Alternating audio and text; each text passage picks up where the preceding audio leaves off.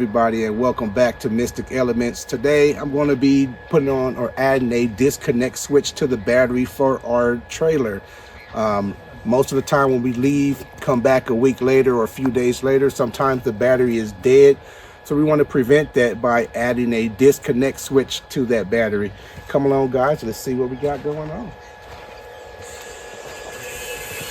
So the switch I'm going to be using today is called a Ampere switch, and I'm going to also be adding a battery cable which is going to connect to the Ampere switch there. The Ampere switch pretty much looks like this. It's your basic disconnect switch. I'm probably sure you've probably seen these before, but again, we're going to add that to prevent the batteries from dying. I'm going to be using today a 11/16 open wrench, 11/16 socket, and let's see what this is today, if I can see it. This is number 15. This is all the tools I'm going to be using today to go ahead and get this job done. You go out to the side if you like. I'm going to get started with this. So the first thing we want to do, you know, they talk about safety. I don't have my gloves on today. I'm going to go ahead. I have it on the battery charger right now. So let me go ahead and disconnect all that good stuff so we don't have no problems. Is disconnect the ground wire over here.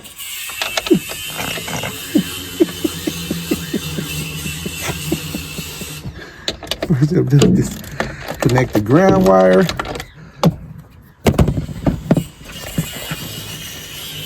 So I can feel a little bit more secure that I'm not finna set nothing on fire or shock myself. Because I'm so paranoid. All right, that's one bolt there.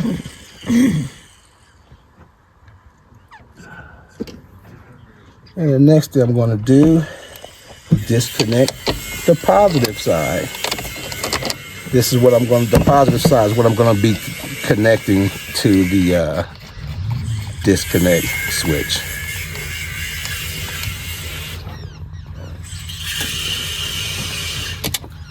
Voila, and voila.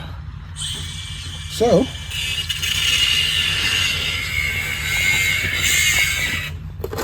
let's go ahead and open this bad boy up, get this going.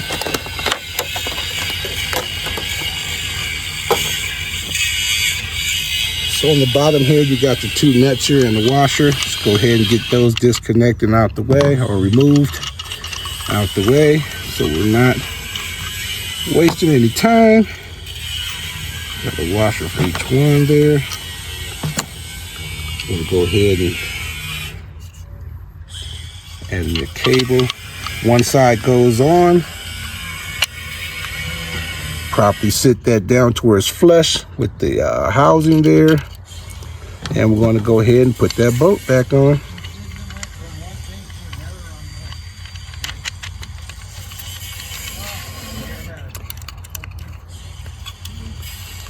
I'm going to tighten it down just a little bit. Make sure we have a proper, good connection.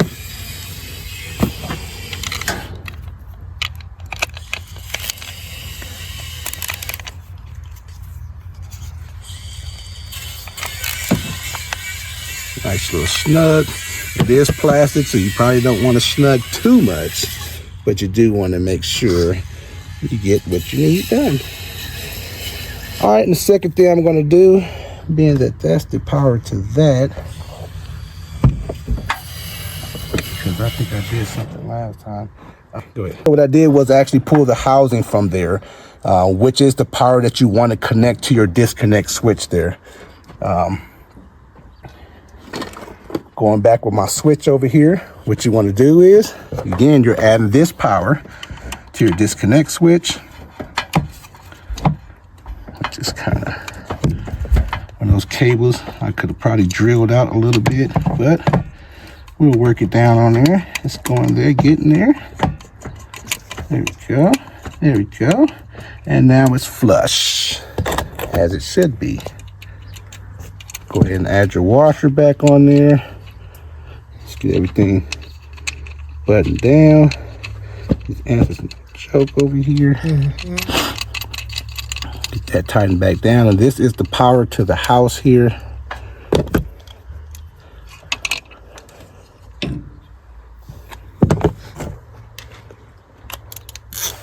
And I did not have to use my open wrench. I'm thankful. All right, that's snug down like it's supposed to be.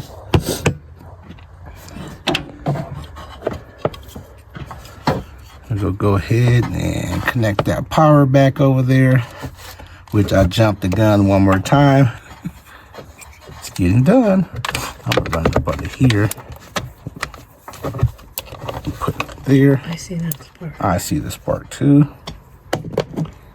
And button that back down.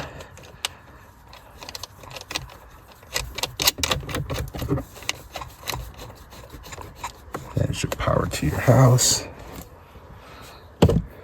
These lights are fucking me up.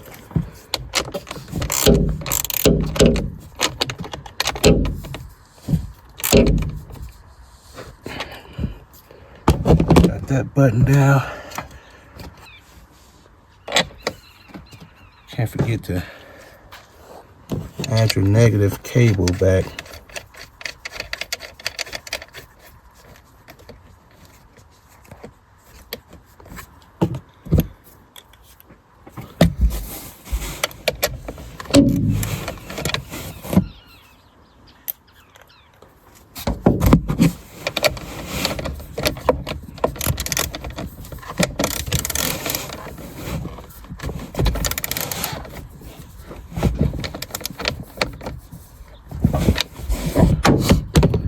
All right, now let's see if I did it right for the second or 2.5 times. Now, if I go up here and this power turns on, I'm giving up on that switch. Let's see. All right, so the power is fully disconnected from the house here. But in order to test it out, to make sure we're doing everything right, let's go turn the switch.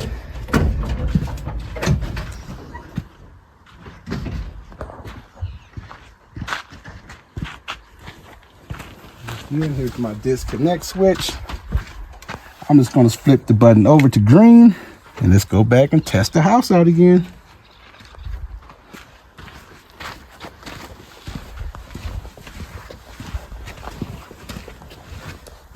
If everything's working right and put on properly, I should be able to flick this switch here and all the power should be back to the home. And we're back. So you want to make sure you use the correct wires. It's not the wire from battery to battery. You have to find your main power supply going to the house, of course. And I knew this. But anyway, thank you. And then there is one more part here. You do want to put your housing on the back of it. There is a plate that comes on the back with some screws and stuff to go ahead and lock everything in. You don't want nothing. Try to prevent the extra moisture and stuff like that. It also comes with some extra screws and nuts. That's if you want to attach it to something. I might attach mine to the battery box at some point, but for now, I'm going to kind of leave it there and probably tuck it in a little bit. Everything's off right now, but I do want to slap the bottom on. It's an early morning out here, and it's starting to get hot already. Thank you for tuning in.